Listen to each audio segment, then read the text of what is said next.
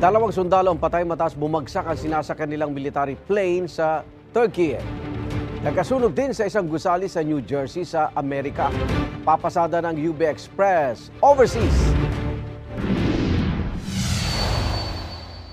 Sa New Jersey sa Amerika, nilamon ng apoy ang isang kumpanya na nagsusupply ng mga kahoy.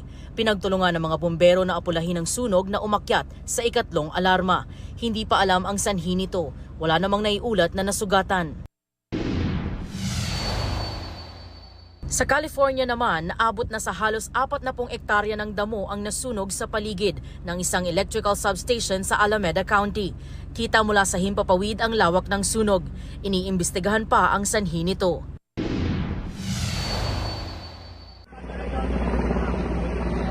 Mga wildfire naman ang nananalasa sa ilang lugar sa Turkey.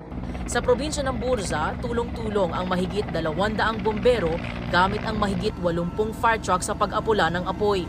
Gumamit na rin sila ng helicopter para magdala ng tubig sa nasusunog na gubat. Sa wildfire naman sa Milas District, eroplano ang nagdala ng tubig para apulahin ang apoy. Sa Turkey pa rin nagliyab ang military training aircraft na yan matapos bumagsak sa Kayseri province. Ayon sa Defense Ministry doon, patay ang 2 sundalong piloto na sakay nito. Patuloy na inaalam ang sanhi ng pagbagsak ng eroplano.